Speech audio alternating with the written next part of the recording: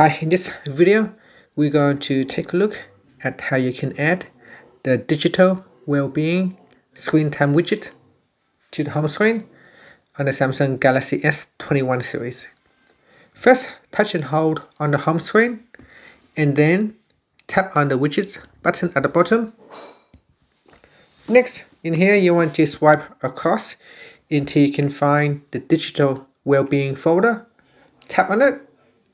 And then you can swipe across and locate a screen time widget that you would like to use, and simply touch and hold and then drag it onto your home screen and let go, and that's it. So that's how you can add it to the home screen. And in here it will give you informations on your screen time and your app usage. And that's it. Thank you for watching this video. Please subscribe to my channel for more videos.